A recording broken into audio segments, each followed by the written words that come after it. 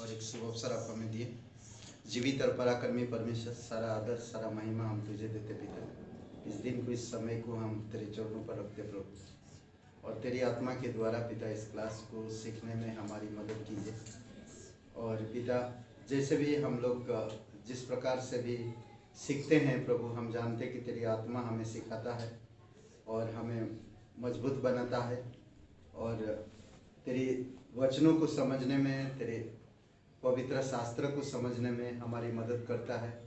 थोड़ा थोड़ा करके जो हम लोग सीख रहे हैं प्रभु, उसमें आपकी कृपा दृष्टि रहे। धन्यवाद देते हैं, यीशु मसीह के नाम से मांगते हैं, आमीन।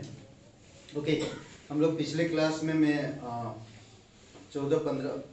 13-14 क्लास किए।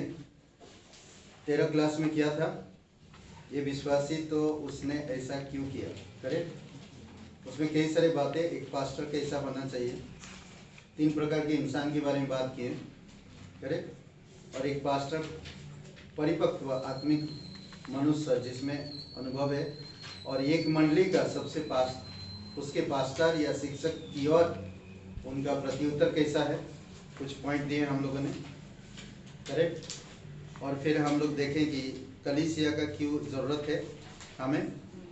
4 पॉइंट दिए, उसमें से पहला पॉइंट 4 पॉइंट दिए हमें, करेक्ट। तो हम उस पॉइंट में जाएंगे आज थोड़ा सा, ओके। कलीसिया में एक दूसरे के साथ संबंध रखना, संबंध के बारे में, ठीक है। कलीसिया हम इसलिए जाते हैं, एक संबंध रहता है। हम वचन दिए, उसमें 3 वचन दिए थे, तीतुस का 2:14 और पहला तीमुथियुस 3:15, पहला कुरिन्थियों का 12 अध्याय पढ़े हैं। कौन पढ़ा पता नहीं। संबंध, अलग अलग प्रकार की संबंध होते हैं। एक संबंध, पहला जो एक संबंध सिर्फ पहचान है, ठीक है। एक संबंध होता है सिर्फ पहचान, हाय बस, हेलो बस ना, एक इतना ही होता और आगे नहीं बढ़ता। और संबंध के ऊपर नमस्ते बस, कैसा, प्रेज द लॉर्ड ब्रदर, कैसे हो, बस इतना ही और आगे नहीं। दूसरा एक संबंध होता, वह एक संबंध होता है जो मैं किसी का घर जाता हूं या उनसे मुलाकात करता हूं, उनसे बातचीत करता हूं, उनके तकलीफ को समझता हूं, उनके परेशानी को समझता हूं, उनके विषय में जब मैं बातचीत करता हूं, उनके लिए मैं प्रार्थना करता हूं। चलिए आइए, आपकी तकलीफ हमारी तकलीफ है, आप प्रभु में हैं, मैं प्रभु में हूं, आइए हम लोग प्रार्थना करते हैं। ये एक पहचान अलग होता है। ये जो पहचान है ये एकदम अलग होता है। सोचिए कि आप किसी के घर में गए, नमस्ते और करके चले आए और कुछ नहीं बोले, तो वो पहचान एकदम अलग होता है। तो कलीसिया में हमारी एक पहचान होती है, हम सिर्फ परमेश्वर के लिए आते हैं और परमेश्वर के साथ मेरा एक संबंध है और उस संबंध में मैं बढ़ रहा हूं, ओके। जब एक व्यक्ति कलीसिया में आता तो बहुत से मित्र होते हैं। सबसे पहले बहुत से मित्र होते हैं। इसलिए यूहन्ना का 15 अध्याय में, मैं 15 अध्याय में बने रहना है, बने रहने के लिए कहता है, मैं दाखलता हूं, तुम डालियां हो, जो मुझ में बना रहता है वह फलता है। हमें बने रहने का, मुझे नहीं मालूम किसके साथ मेरा क्या संबंध है, मुझे एक ही संबंध जानता हूं कि प्रभु यीशु मसीह के लहू के द्वारा हम ब्रदर एंड सिस्टर है। भले कई सारे संबंध आने वाले समय में हो जाता है, पर अब मैं जानता हूं कि मुझे परमेश्वर में बने रहने की जरूरत है। संबंध में प्रगति हो, यानी कि बढ़ोतरी होना जरूरी है, ओके। पहला, एक जो संसार के संबंध में, दूसरा जो आत्मिक संबंध होता है। एक संबंध होता है जो संसार और संसार की तरह बनाए रहता है, दूसरा एक जो संबंध होता है वो आत्मिक संबंध होता है। संबंध में प्रेम होना जरूरी है, कोई भी संबंध हो प्रेम होना जरूरी है। और प्रेम ऐसा प्रेम नहीं, स्वार्थी प्रेम हो, परमेश्वर का अगापे प्रेम जो निस्वार्थ प्रेम, वो होना चाहिए, करेक्ट। और प्रेम होना, क्या मतलब, संबंध में प्रेम होना जरूरी है। कई बार मेरी क्षमता से बाहर मैं उनसे प्रेम नहीं कर सकता, या मेरी उन इंसान को, उन चीज़ों को मैं, उन लोगों को मैं क्षमा नहीं कर सकता, तो मुझे नहीं लगता कि मैं उनके साथ कोई आत्मिक संबंध रख रहा हूँ। अगर मैं क्षमा नहीं कर सकता तो मैं शायद आत्मिक संबंध उनके साथ बराबर नहीं रख सकता। तो इसलिए बहुत ज़रूरी है कि मुझे, जब वो अपराध भी करते हैं तो मुझे उन्हें क्षमा करने की भी सक्षम होना चाहिए मेरे अंदर। अगर मैं परमेश्वर से प्रेम करता हूँ, परमेश्वर मुझसे प्रेम करता है, तो परमेश्वर मुझे सिखा रहा कि मैं उसका पुत्र, एक संबंध हो, वो प्रेम से मैं एक दूसरे को प्रेम कर रहा हूं। जो प्रेम करता है वो क्षमा करता है। क्या हुआ? जो प्रेम करता है वो क्षमा करता है, करेक्ट। जो प्रेम नहीं कर सकता वो क्षमा नहीं कर सकता। पिता, पुत्र और पवित्र आत्मा में एक संबंध है।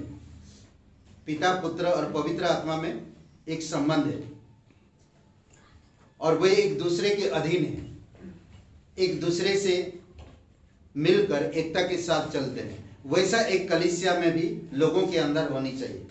शुरुआती जो कलीसिया थी, प्रेरितों के काम 2 अध्याय 42 से लेकर 47 वचन में, यानी कि प्रेरितों के काम 42 से लेकर 47 तक, वहां के कलीसिया के लोग क्या करते थे?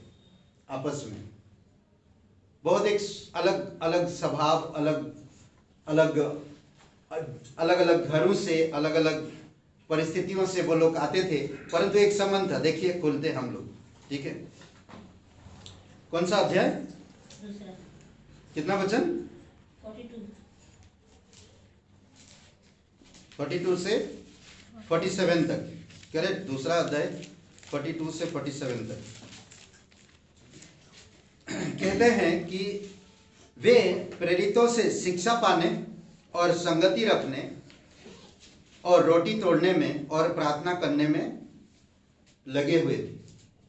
मैं कलीसिया क्यों आ रहा हूं? प्रेरित लोगों से मैं शिक्षा प्राप्त करूं, उनके साथ संगति करूं, क्योंकि वो परमेश्वर के साथ संगति करते हैं। मेरा ये मकसद होना चाहिए।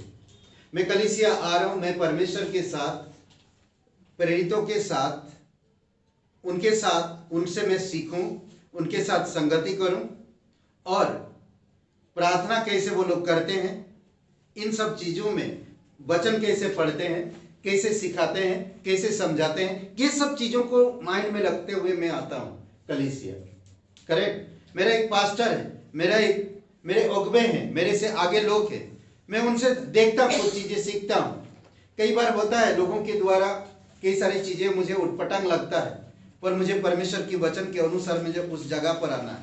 कहता है कि सब लोगों पर भय छा गया और बहुत से अद्भुत काम और चिन्ह प्रेरितों के द्वारा प्रकट होते थे और वे सब विश्वास करने वाले इकट्ठे रहते थे।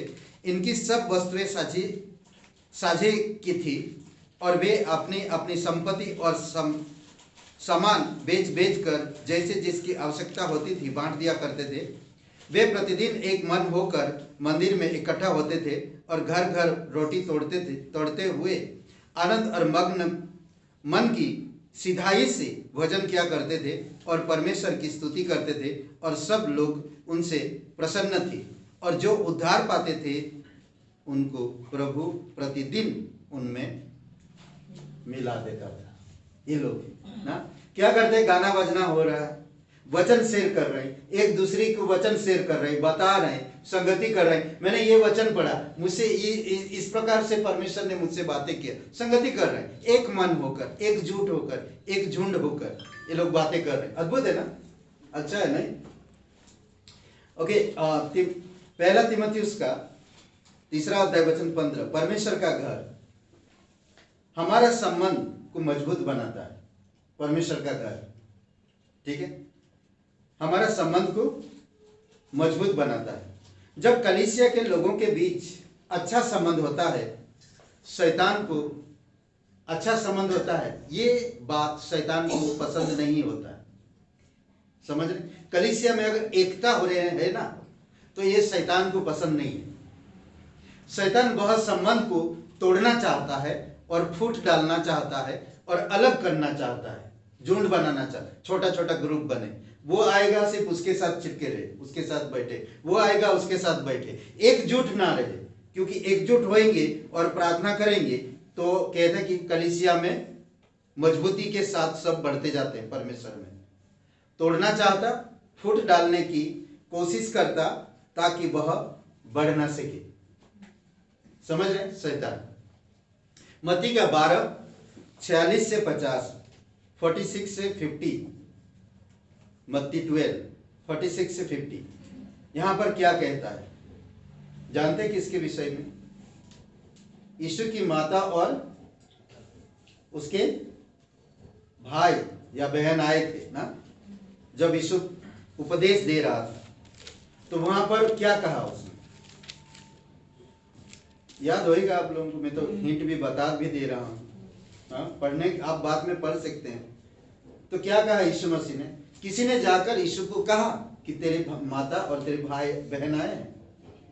तो यीशु ने क्या कहा? मेरे माता और मेरे बहन भाई कौन है? जो परमेश्वर की वचन सुनते हैं। नहीं, यहां पर बहुत सुंदर बात उसने कहा कि मेरे माता और मेरे भाई, मेरे कुटुंब जो परमेश्वर के वचन सुनते हैं, जो उससे मगन होते हैं, जो उनके साथ एकजुट होकर रहते हैं, मेरे वो ही सब कुछ है। दूसरी बात है, ये था पहले कलीसिया क्यों जरूरी है हमारी संबंध के ऊपर। दूसरा है, कलीसिया में जाने से पहले मन की तैयारी करना जरूरी है। मन को तैयार करके जाना कलीसिया जरूरी है। दूसरी बात जो हम बता रहे हैं, ठीक है। संभवोपदेशक 5वां अध्याय 1-2 वचन, इसमें बहुत सुंदर बात करता है। जब तुम परमेश्वर के भवन जाए, पहली बात, जब तुम परमेश्वर के भवन जाए सावधान से चलना। क्या कह रहा? सावधान से चलना। तीसरी बात, सुनने के लिए समीप जाना, सुनने के लिए करीब जाना। चौथी बात, बलिदान से उत्तम है जब दिल से, सच्चे मन से तू आराधना करे, बलिदान से उत्तम है। और 5वां है, वे जानते नहीं बुरा करते। कई बार होता है कि कोई सारे लोग नहीं जानते, वो जाकर कैसे भी करते हैं। हमें पता है पिछले साल शायद रिक्शा कॉलोनी में जो प्रोग्राम हुआ था, उसके बाद एक व्यक्ति था, वो आता था कंटिन्यू कलीसिया में, मुझे पता याद है। उसको कुछ काम हम नहीं दिए, उसको कुछ काम नहीं दिए, तो वो काम नहीं देने से वो नाराज हो गया। बोले पास्टर जी, हम लोगों को ऐसा करना नहीं चाहिए था, हमको भी देना चाहिए था। हमने उनसे हाथ से, मैं बोला आप मत करो, इधर लोग हैं बहुत, कर लेंगे, आप आए सुनने, सुनो। तो वो नाराज हो गए। तो कई बार होता है इंसान के अंदर, वो सही तरह से परमेश्वर की निर्गमन के 3 अध्याय में मूसा उत्तावली देखने के लिए ना, झाड़ी में जब आग जल रहा था, उत्तावली था। हमें कोई भी जगह उत्तावली नहीं करना, समझ रहे हैं? यहाँ पर ये संभवोपदेशक किताब में बहुत सुंदर बात कहता, ये अच्छा लगता है, आप खोल सकते हैं और पढ़ सकते हैं। संभवोपदेशक 5वां अध्याय और वचन 1 और 2।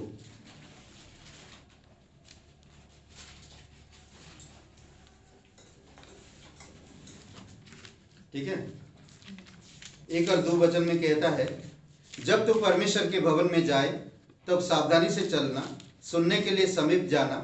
मूर्खों के बलिदान चढ़ाने से अच्छा है, क्योंकि वे नहीं जानते कि बुरा करते हैं।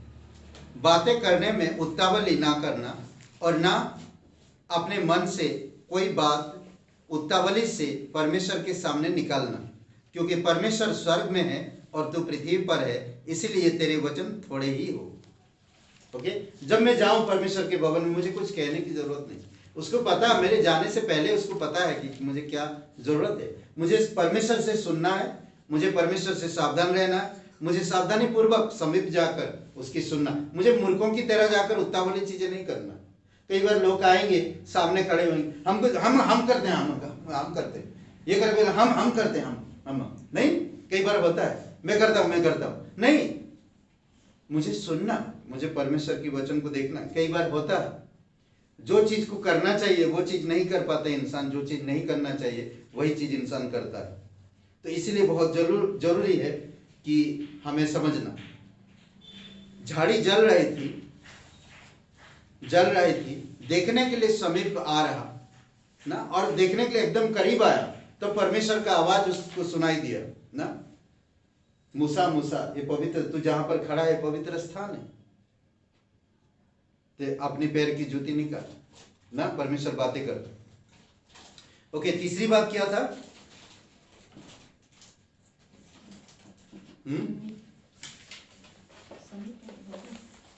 तीसरी बात क्या था? ये समीप वाला हो गया।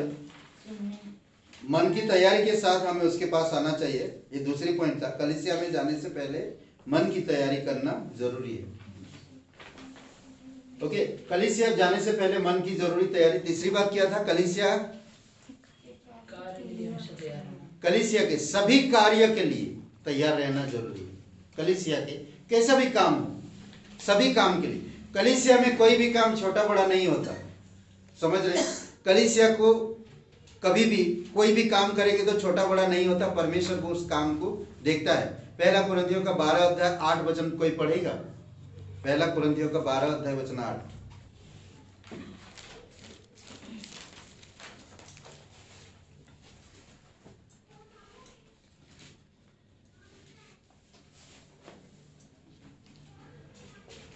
मिला? पढ़िए कोई।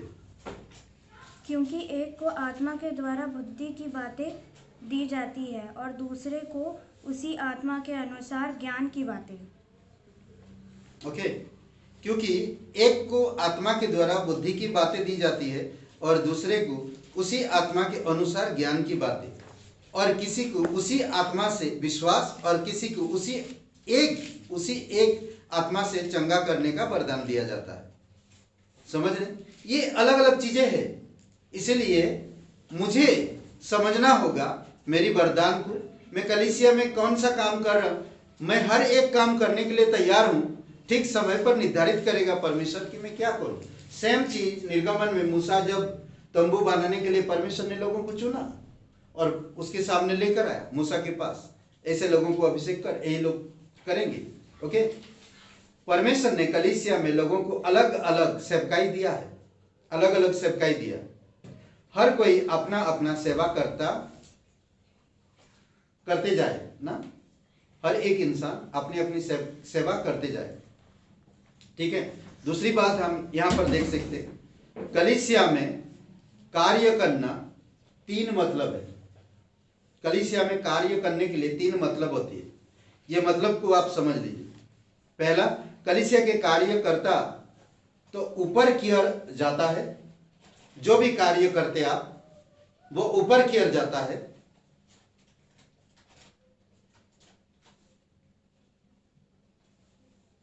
ठीक है, कलीसिया के कार्य जो करता है तो ऊपर की ओर जाता है। यह क्या दर्शाता है? परमेश्वर की महिमा को दर्शाता है। ठीक है, ये क्या दर्शा रहा? परमेश्वर की महिमा को दर्शा रहा। जब कलीसिया के कार्य करता हूं उसके द्वारा क्या होता है? परमेश्वर की महिमा होती है। मैं जब भी कलीसिया का काम होता, मैं किसी पास्टर या किसी लीडर या किसी इंसान के लिए ये काम नहीं कर रहा हूं, मैं परमेश्वर के लिए ये काम कर रहा हूं। भले मैं चेयर साफ करना पड़े, भले मुझे कलीसिया में जाकर झाड़ू लगाना पड़े, भले मुझे जाकर वहां पर बर्तन भी जो लोग खाए हैं कलीसिया में या कुछ गिरा है उठाना पड़े। सबसे छोटा से छोटा, परमेश्वर वचन में क्या कहता है? मैं सबसे छोटा, जो अपने आप को छोटा करेगा वो परमेश्वर की राज्य में बड़ा होगा, और जो परमेश्वर में बड़ा करेगा वो छोटा बनेगा। कई बार हम लोग इन चीजों को नहीं समझ पाते। दूसरी बात, अंधार की ओर जब मैं काम करता हूं, अंधार की ओर मतलब कलीसिया में संगति पैदा करना है।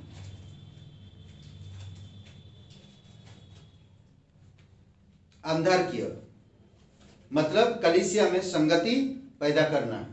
संगति पैदा करना, मुझे ऐसा एक संगति, ऐसा एक माहौल बनाना है ताकि सभी लोग आके उस माहौल में बैठ जाएं।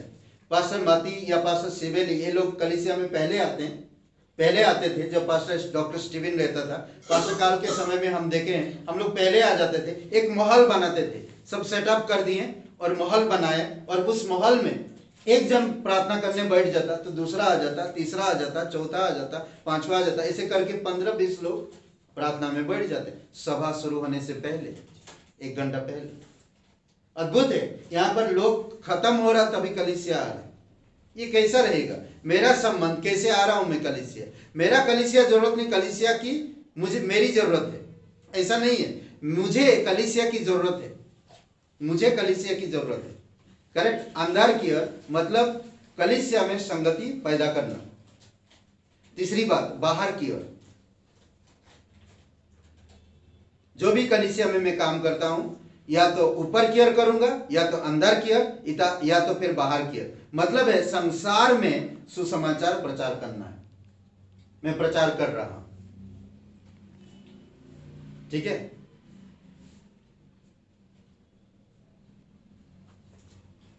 ऊपर की ओर क्या बोल रहा? परमेश्वर की महिमा कर रहा है। अंदर की ओर क्या है? कलीसिया के अंदर संगति पैदा कर रहा है। बाहर की ओर क्या है? संसार में सुसमाचार प्रचार कर रहा है ना। मत्ती का 28 अध्याय 19 से 20, जो परमेश्वर आज्ञा दिया है, महान आज्ञा, परमेश्वर के कार्य, परमेश्वर ने विश्वासियों को अलग अलग वरदान दिए गए करने के लिए, अलग तरीके से सौंपा। जो कार्य, महान आज्ञा जो सौंपा है, अलग अलग तरीके से करते। रोमियो का 15, 5 से 6, 5 और 6 कलीसिया में संगति को उत्पन्न करता है। रोमियो का 15 अध्याय 5 और 6 वचन में कलीसिया में संगति को उत्पन्न करता है। यीशु नींव है, कलीसिया में हमें चाहिए कि संगति को उत्पन्न करें। यीशु नींव है।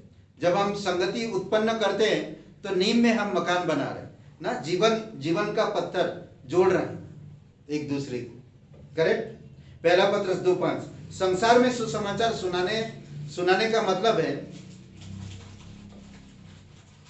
संसार में सुसमाचार सुनाना है।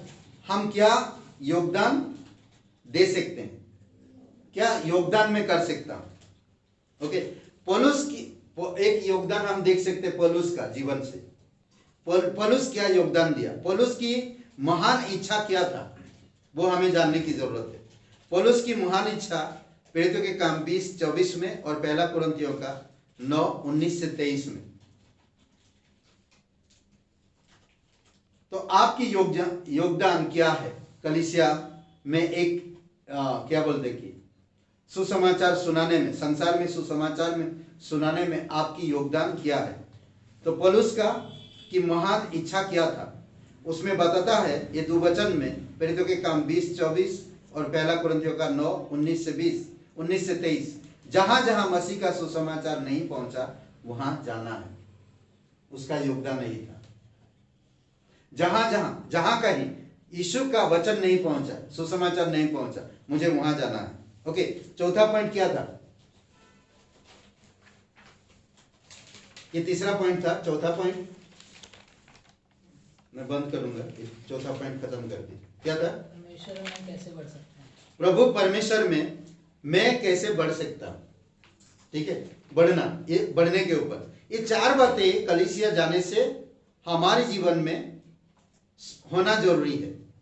पहला क्या था? कलीसिया में एक दूसरे के साथ संबंध रखना। कलीसिया आने से पहले मन की तैयारी जरूरी है। कलीसिया के कार्य के लिए हमेशा तैयार रहना। परमेश्वर में कैसे हम बढ़ सकते हैं, या मैं कैसे बढ़ सकता हूं। ठीक है। रोमियो का 12:5 कैसे बढ़ते हैं, कलीसिया क्यों जरूरी है। रोमियो का 12:5 कोई पढ़ेगा?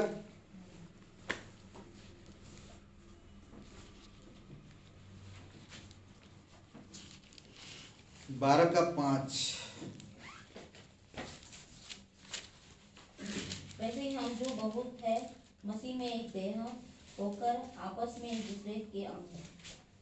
ओके, हम एक दूसरे के अंग हैं, इसीलिए मुझे कलीसिया जरूरी है।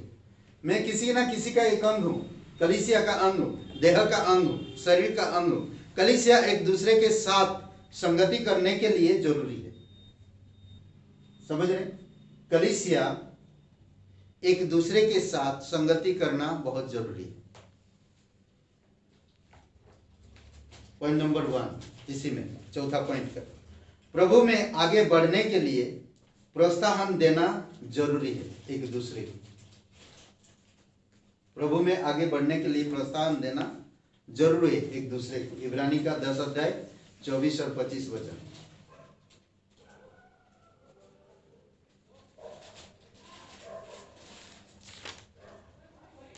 ओके, कलीसिया एक दूसरे के लिए प्रार्थना करने के द्वारा बढ़ सकते हैं। एक दूसरे के लिए प्रार्थना करने के द्वारा बढ़ सकते हैं। अगर मैं कलीसिया नहीं जाऊंगा, कल अनाउंसमेंट हुआ और अनाउंसमेंट में मुझे पता नहीं चला वो व्यक्ति बीमार था और मैं उस प्रार्थना में शामिल नहीं हो पाया, उसके लिए प्रार्थना नहीं कर पाया, तो कितना कितना दुख की बात है। अगर मैं कलीसिया जाता हूं तो मैं सब चीजें जानता और समझ पाता और उनके लिए मैं प्रार्थना करता। ओके, इफिसियों का 6वां अध्याय वचन 18 और याकूब का 5:16। एक दूसरे के लिए प्रार्थना करने के द्वारा हम बढ़ सकते हैं। ठीक है, तीसरा पॉइंट वचन लिखे, इफिसियों का 6:18 और याकूब का 5:16। एक दूसरे के सहायता के द्वारा प्रभु में बढ़ सकते हैं।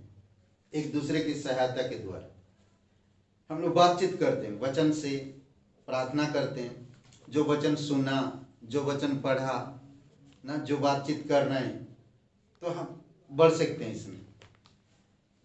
ओके, और भी बहुत सारे ऐसे चीजें हैं। ठीक है, दूसरी बात, आर्थिक रूप से सहायता और आत्मिक रूप से सहायता से हम बढ़ सकते हैं।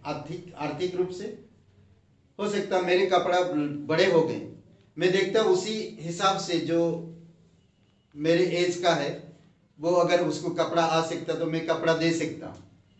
कभी कभी कुछ इंसान को पैसे की जरूरत होता, मैं परमेश्वर से प्रार्थना करता कि परमेश्वर ये पैसा मैं किसी को दे सकता, वो काम आ सकता है। इस तरह से कभी कभी हो सकता दाल चावल किसी को जरूरत है, कभी नहीं मालूम, हम दे सकते हैं। जैसे कोरोना शरण में बहुत सारे लोग ला के कुछ ना कुछ देते रहते हैं। कोई मालूम पड़ा सिर्फ बच्चों को पढ़ने के लिए सिर्फ नोटबुक ला के दिया, बहुत सारे इतने सारे नोट्स बुक ला के दिया। तो ये कुछ चीजें मैं आर्थिक रूप से मदद कर सकता हूँ ताकि वो बच्चे पढ़ सके। कलीसिया में हम लोग इसी तरह से मदद कर सकते हैं। कोई कोई इस प्रकार की चीजें ला कर देते ताकि कलीसिया में मदद हो। कोई कोई कलीसिया में चेयर ला कर देते हैं। कई सारे कलीसिया में कुछ जरूरत होता है तो प्रार्थना करते हैं और परमेश्वर उनके माइंड में डालता है, तो वो कलीसिया में आर्थिक रूप से मदद करते हैं। और आत्मिक रूप से अलग चीज होता है। इब्रानी का 13:16 और पहला यूहन्ना 3:17 से 18।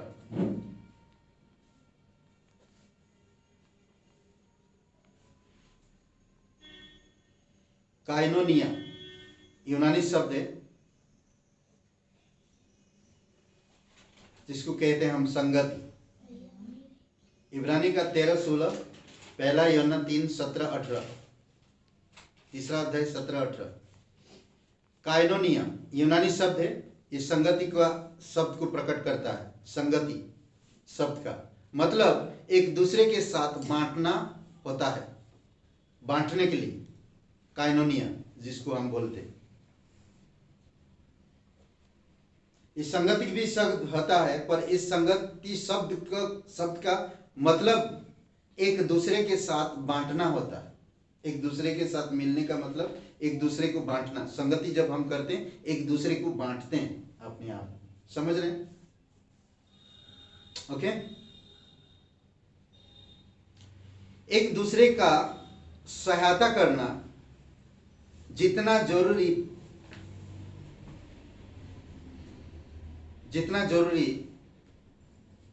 एक दूसरे का सहायता करने का मतलब जितना जरूरी पाना उतना ही जरूरी देना भी होता है।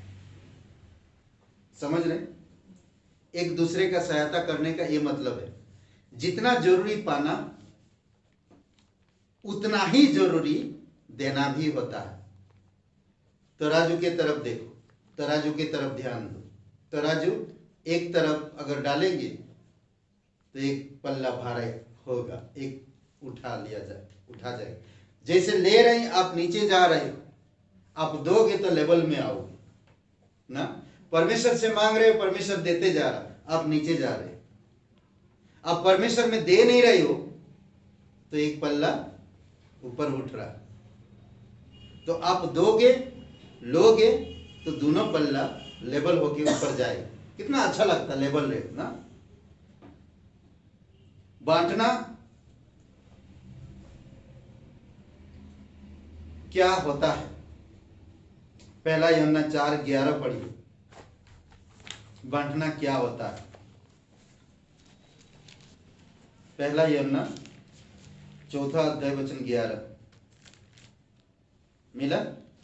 कोई एक जन पढ़िए, मैं अभी बंद कर दूंगा। हो गया पॉइंट।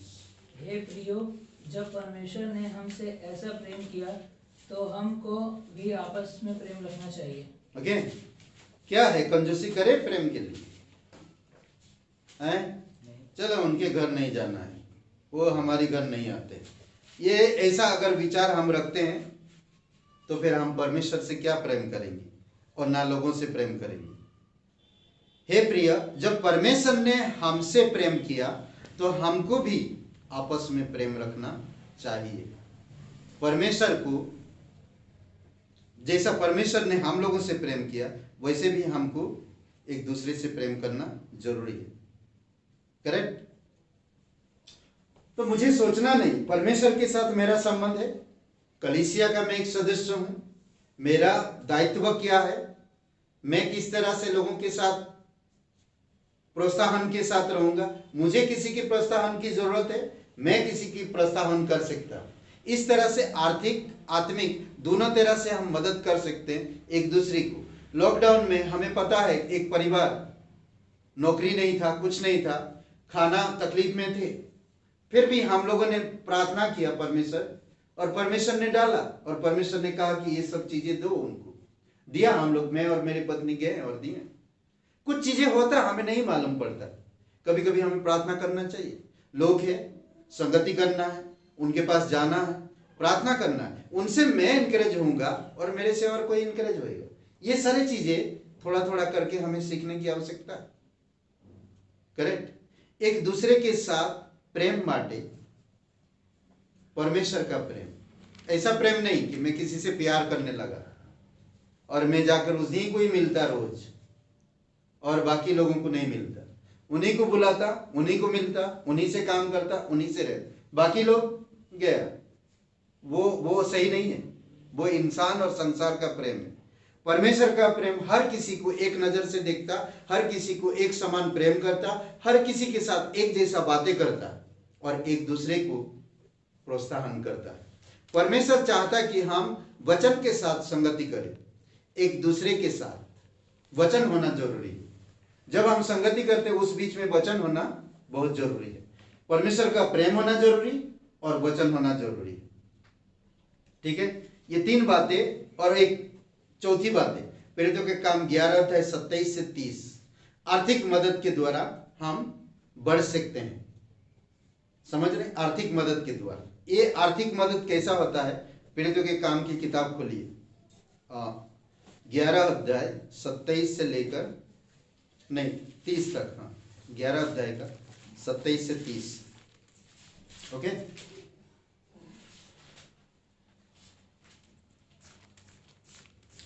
उन्हीं दिनों में कई भविष्यवक्ता यरूशलेम में अंताकिया में आए।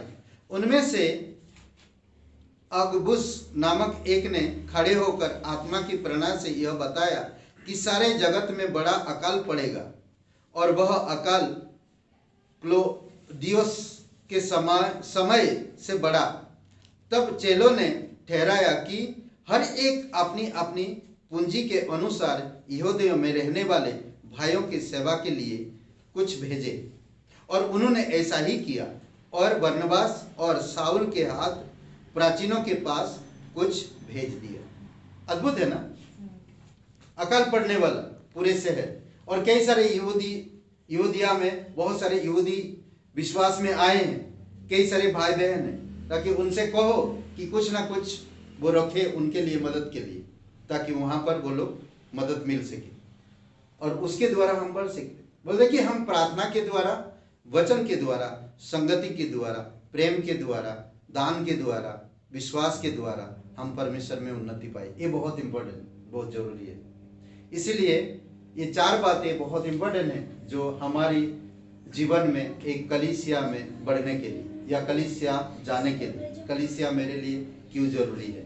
ओके, आइए प्रार्थना करते हैं। पिता परमेश्वर, हम धन्यवाद देते, आपकी स्तुति महिमा करते। स्वर्ग और पृथ्वी बनाने वाला पिता, दयालु और कृपालु परमेश्वर, सारा आदर सारा महिमा हम तुझे देते हैं।